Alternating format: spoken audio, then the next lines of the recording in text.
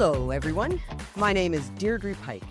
Welcome to Outing the Conversation, a show we take out of the studio and into the community. We want to take conversations out of the closet and into the hearts and minds of Hamiltonians. Today, we are outing the story of the Rainbow Kings and Queens. This is a group of over 400 asylum seekers and refugees who now live in Hamilton. They had to escape their countries of origin because of their sexual orientation and the policies in their countries which condemn them to die. They started arriving in Canada in the fall of 2023, especially after Uganda passed an anti-homosexuality bill. It's known as one of the world's harshest bills. In fact, here's one of the death-dealing lines from it. A person who commits the offense of homosexuality in any circumstance commits the offense of aggravated homosexuality and is liable on conviction to suffer death. The treatment of allies who harbor someone known to be part of the LGBTQ community is equally horrifying, often death at the hands of the community or officially facing up to 20 years imprisonment. Today, we have with us 3 of the courageous Rainbow Kings and Queens who now reside in Hamilton, along with one of their strong supporters from a partnering organization. Let's meet them and get this conversation out into the open. To my left is Simon Mburu.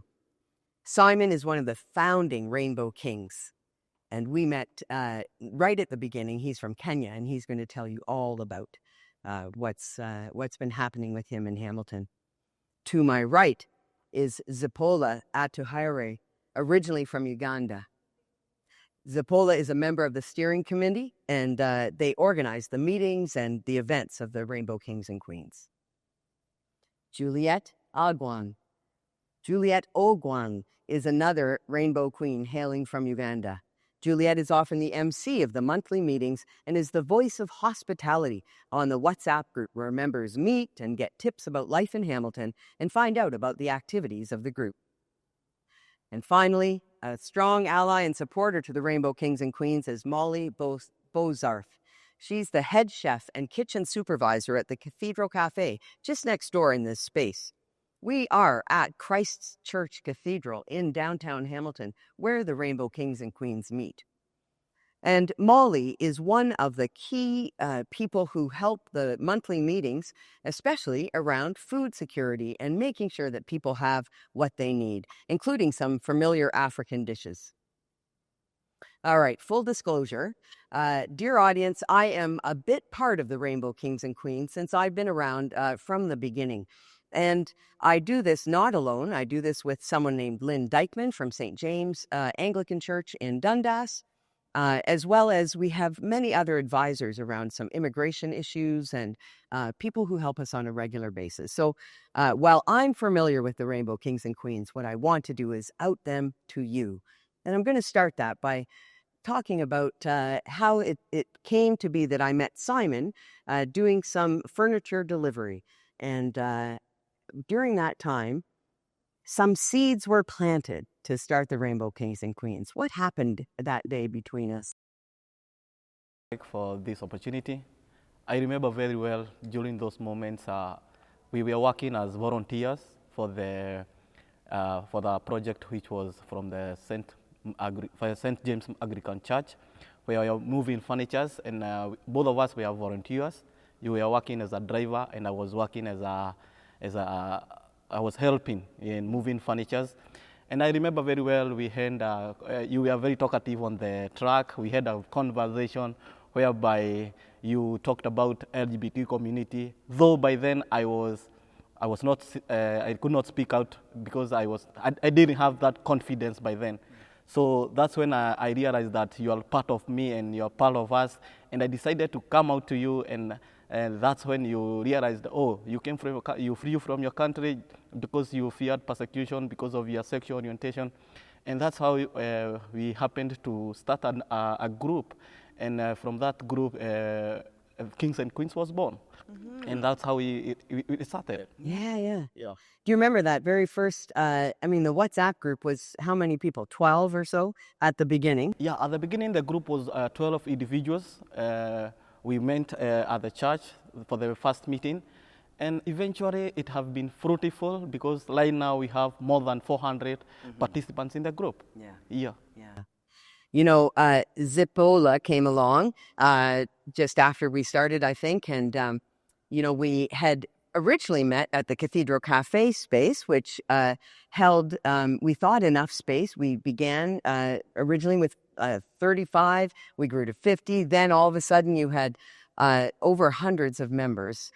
But about 120 now come every month, and now we meet in this larger space.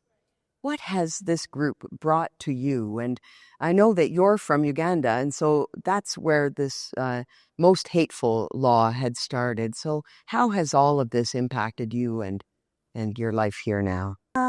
Coming from an environment where you are very cautious to be who you are, live your authentic self, this community has allowed me to have the conversations openly, meet people from the different backgrounds that have gone through even worse situations than I have been, sharing the stories over a meal, asking questions regarding houses, regarding immigration policies and the process. I've been able to make lots and lots of friends from this community. I will tell you that where we come from, there's always that sense of community. Walking on the street, you meet someone that you know, but this group has brought that what we were supposed to have from Africa to here, and we do not feel alone. So I'm super, super grateful that I have met these wonderful individuals that have impacted my life and have made my life here very, very easy. Yes. How was it for you when those laws were passed in Uganda? Were you still there in May of 2023? Yes. And what was that like for you? There had been heated discussions on the floor of Parliament and in the different communities that we're coming from. So our line of defense was to take a back seat and watch what was going on. But then unfortunately for me and my girlfriend at the time, we sort of found ourselves in a predicament where my husband walked in on us, me and her, and it was such a big case in the community. We had to be taken to jail. Myself, I spent, I think, 6 hours in jail until I was bailed out and given a bond. That was 2 months before the bill was signed by the president. At the time when they signed it, I knew that that was the time that I was supposed to find refuge somewhere, and that's when I got the idea of coming to Canada. And I was, in fact, unfortunately, I'm one of the very, very few lucky ones that managed to come. The peace that came with stepping my first foot off that plane at Pearson, I cannot explain it. But then again, coming with the uncertainty of being in a new space, new land, we don't know what's going on here. It was very difficult. But by end of July, beginning of August, things felt a lot different, and I have never looked back. I have felt safe. I have felt myself. I can speak up anytime I want. I can, in fact, I've had several discussions with several members of the community about my experience, and they are able to hear me, and that's been great for me. That's wonderful. That's great. Thank you. Juliet, you also came from Uganda. That's right. Yeah, so that the same bill must have impacted you in some of the choices that you had to make to leave. Yeah. Now that you've come here, you've become, again, as many of the Rainbow Kings and Queens have, integrated into community and also taking roles as leaders within this group yourselves. And I've seen you welcome the former Premier of Ontario to this space. The Rainbow Kings and Queens have attracted the attention of the first openly gay member of parliament, Sven Robinson, who came to Hamilton, and there's an opportunity to meet. So there you are as a leader now of this amazing group. How does that feel in juxtaposition with what you had to escape? Thank you very much, Pike. I must say that when the bill was passed in Uganda, it was like the last nail into the coffin, because having escaped several attempts, having been jailed once, resigned from my job, and my kids being sent away from school because of, they say always the negative information spreads more than. Then at one point in time, I had to, my father denied me because of my sexual orientation. And then I was almost about to get married, but when my ex-husband, boyfriend, discovered that I had a girlfriend, he really made it look like whoever was ready to hear had to hear. Because, you know, it is like an abomination in an African society. For them, it's not heard of. But then one thing I realized, that it's better to choose who you are than to lead a life and hide into the closet. That's one thing I did. Thank you very much. So when I sat down and then looked at how things were going, you couldn't walk onto the street. People would point fingers at you, even however much you try to pretend, but that there is that side of you that cannot be hidden. And then they always say that the truth will always set you free. Yeah. So I had some friends who managed to come to Canada. And of course, after hearing in news, we realized that Canada was one of the countries that was welcoming people of the same sexual orientation. Of course, it was very hard to leave, because after being arrested, you can't go and process your documents. So everything has to be done quietly. When you're at the airport to leave, of course on police bond, you are not supposed to leave.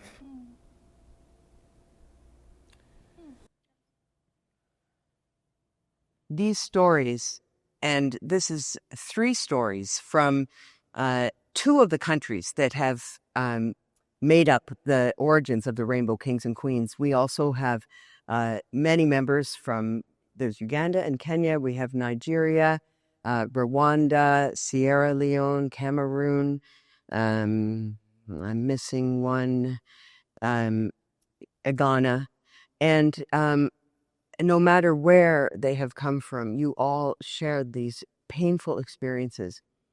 Molly, you and I have come out in Canada, where we thought it was tough enough in our own different ways. Me as a dyke, as a lesbian, and you're going to share your own story, I know, a bit with us. And what brings you to support the Rainbow Kings and Queens when you hear the suffering that they've been through, and what you're able to provide in terms of the joy that you bring them on their monthly meetings, and why you're here. Yeah, so like you said, you and me came out in Canada, which had its own challenges, but I never feared for my life or safety, really. It's losing career and unaccepting family member type stuff. So when you approached me to do a special meal for them, because at St. Matt's at the cafe here, we serve breakfast and lunch 6 days a week, and your meetings are in the evening. So we identified there was this time where we could start to prep and cook another meal, and we could make it African and choose a country and the dignity of the local cuisine that was half left behind. I thought it was a great idea. Our kitchen staff is only 3 people, but 2 of us are queer and 1 is from Africa. So we all felt like really good about it. And it started as a one-time thing. We did the ordering together. We stayed and helped, like assigned kitchen helpers. People got their food safety in Canada.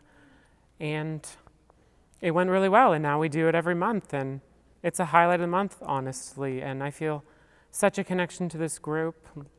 Seeing just Simon, someone I've made special connection with, brings me such joy.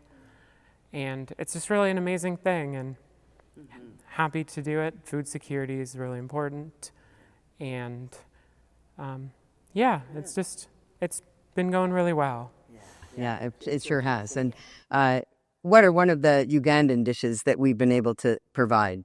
I think we've pretty much gone through everything that we have back home. We have cassava, we have had matoke, we have had the famous chapati, and the Kenyans love the ugali. So yeah, we've really been able to get all the types of food that we would enjoy back home here. Yeah. So Then the Nigerians love jollof rice. Yeah. I have to say, I do actually align with the Nigerians when it comes to spice. I like their spicy rice.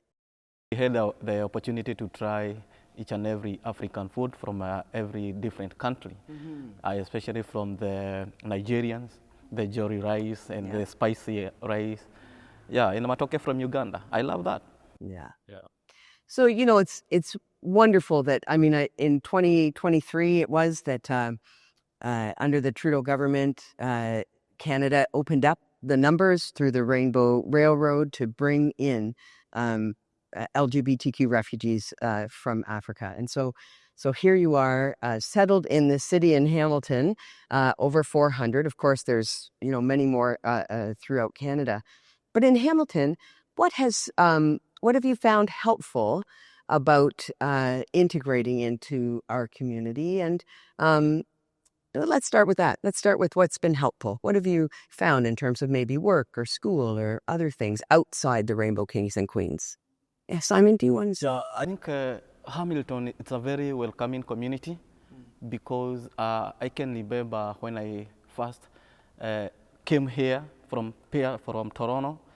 I think I spent 2 nights outside, but after those 2 nights, I was lucky enough to get a place to live, and that's why I was enrolled at Salvation Army, that a shelter just in downtown.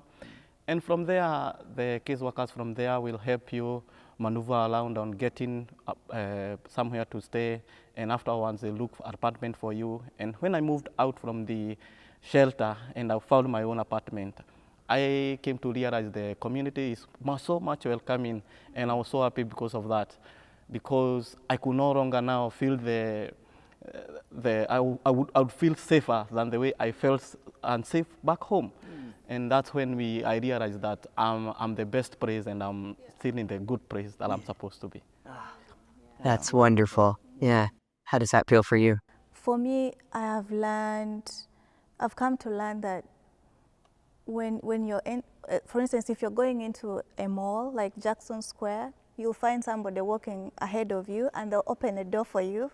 You know, that's not something common back home. Oh, no? So they'll open a door for you and then you enter, and they use please a lot. Mm-hmm. And if you find somebody on the street, because we usually get lost a lot when we have just come, you find somebody on the street, you ask them, I'd like to go to this place, I'm stuck on where I should take the bus from.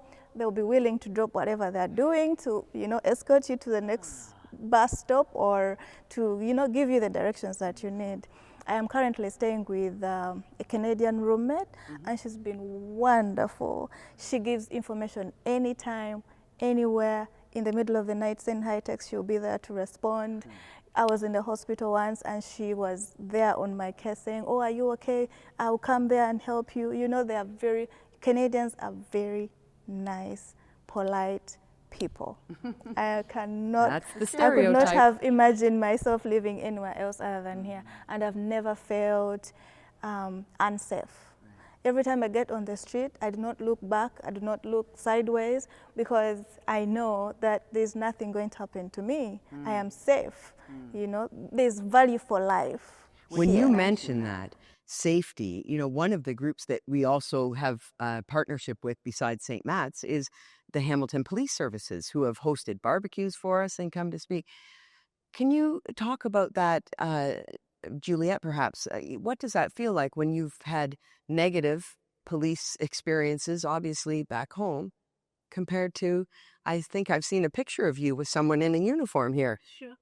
It's really a very big difference, because first of all, in my country, in Uganda, you expect the police to come to your rescue in case you have a problem. But in Uganda, it's basing on my sexual orientation, it's instead the opposite. Because once you try to go to the police, instead of them listening to you, they're going to put you behind bars. But then instead in Canada, I was really very surprised when we went for the Pride March, and I took a photo with the police lady, and her uniform had police with the rainbow colors.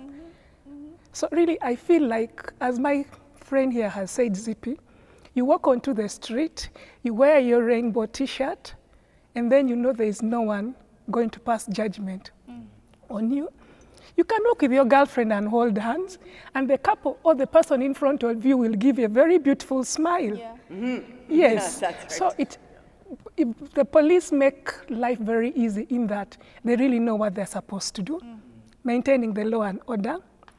And now the last talk we had, they took us through crime hate, but I'm so happy that personally I've not experienced that, and no one in our group has so far experienced that. So the police always come out to sensitize us, especially on how to behave and how to avoid some negative behaviors in the community, which is really very good.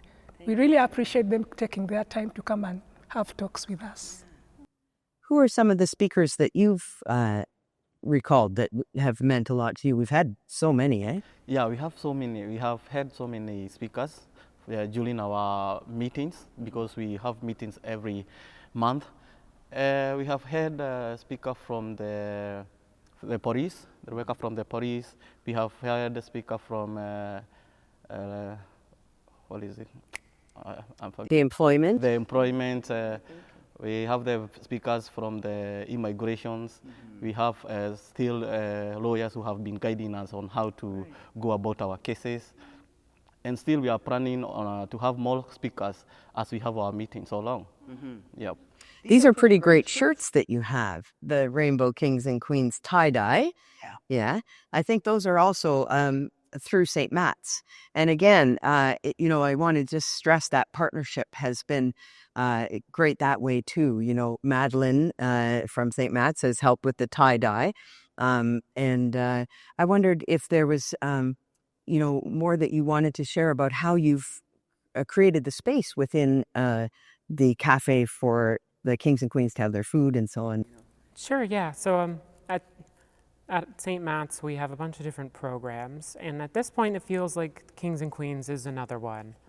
We have street outreach, and we have a food bank, and in our warehouse, we have different shelves for each of our programs, and the Kings and Queens have their own shelf now where we can stock up supplies and the special spices and save the drinks that get the good reviews, and put the special requests. And yeah, so it's just been growing, and it really feels like a true part of St. Matt's at this point. Yeah. Well, that's great. I mean, I think that we have some plans for the year ahead. You have events. I mean, it's your steering committee. I know that there'll be every year. Pride is a big thing. You took the train to Toronto together. We saw you all in Hamilton Pride together, which was really great. And so I think as you carry on, I just want to thank you for being so open to share your stories with, you know, your lives with us, really, in Hamilton. And Hamilton is richer because you are here. And I know that we wish you the very best in terms of rebuilding your lives and all that we can provide. I want to thank especially St. Matt's House and the Cathedral and the Diocese of Niagara as a partner also, I think, is very supportive. So, and most of all, thank you very much, the Cable 14 audience, to Outing the Conversation. Today, we have brought you this fabulous information about the Rainbow Kings and Queens and the people who have settled in this great city. If you have other ideas about who and what you would like to see outed in this community and in this space, please send me a note to outingtheconvo@gmail.com. My name is Deirdre Pike, and it's been a pleasure to have you outing the conversation.